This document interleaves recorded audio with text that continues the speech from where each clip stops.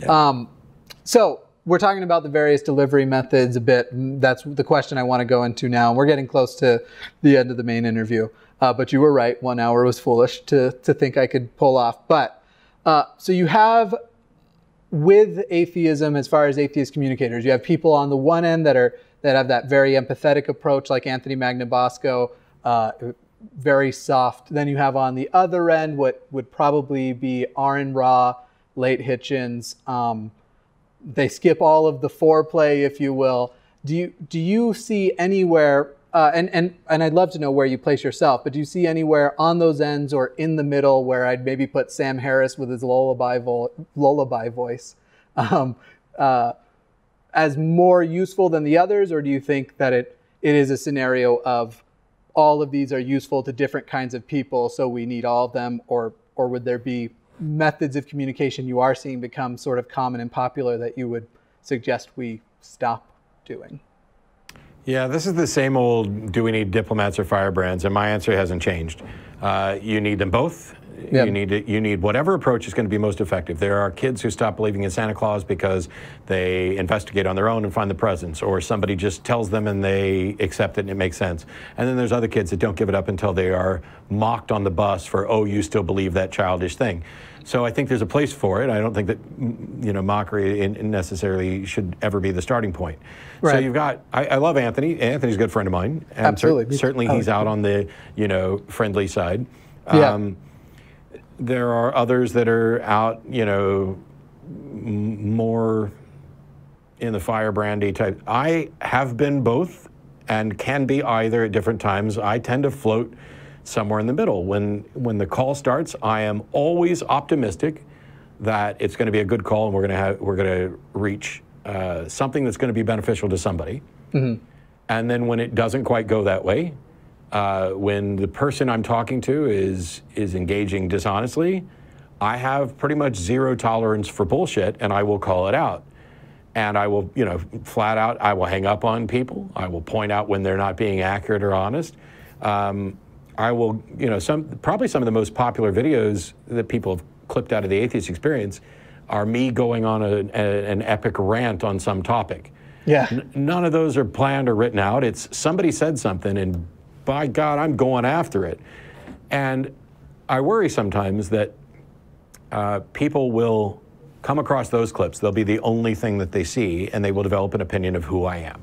Mm-hmm. And the truth is, you could put together an hour-long video of me looking like a monster and another hour-long video of me looking like someone with the patience of a saint and compassionate and empathetic, and make me look however you want. Yeah. Long ago, I gave up any hope of ever running for office or ever being understood fairly because people are only going to know me from the clips. Right. And what I like is the people who have seen, that come up and say, I've seen every episode of the Atheist Experience. They have the most accurate view of who I am. And if I'm at a convention or a show and they come up and talk to me, they're the ones who seem to know me best because there's no pretense. What you see is what you get. You come over here and hang out at the building, I'm the same here. Yeah. I am different at different times. If I'm in a formal structured debate where there's rules, that's different from handling a call in the show. Yeah, that makes sense.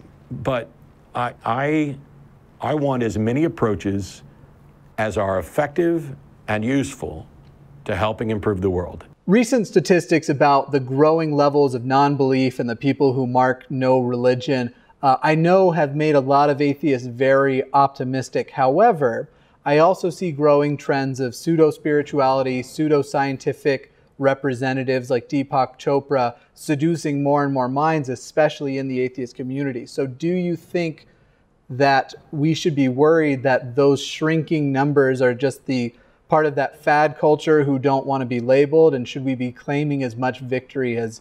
I'm not sure that you do that at all, but you see it a lot in the atheist community of, we're clearly winning, and I don't know if I think that's the case, so I wanted your thoughts on it. Well, I think there's a context in which we are clearly winning, where those people, if the focus is helping people give up religious beliefs, mm-hmm. That doesn't mean that we have created skeptics. It doesn't mean that we've created humanists. I think that is where the next phase of the work is, which is why I've focused on the Magic and Skepticism lecture and show and doing more and more pro-humanism talks and discussions, because atheism is like the first step. And you can be an atheist for really bad reasons. There's nothing about atheism that means you did a thoughtful, intellectual, skeptical evaluation of religion and rejected it. Right. And we see that in what you're talking about with people still falling for all kinds of pseudoscientific stuff. And I think it's because atheism doesn't. It's not a worldview. It doesn't give you the structure. It doesn't give you values. It doesn't teach you about, how to live in a life where there's not this God thing. Right. But humanism does. Right.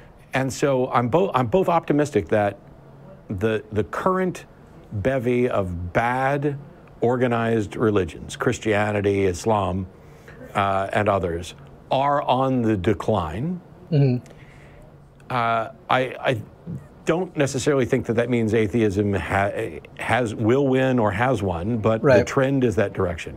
Okay. My big concern is kind of what you touched on, which is, if you look at just Christianity, the one religion that I know the best, right? I've said on many occasions that liberal Christians are not ripe targets, because they've already dealt with the problems that you're going to point out related to the religion, and they've come up with some rationalization. They've got a softer, lighter, cafeteria style of their beliefs.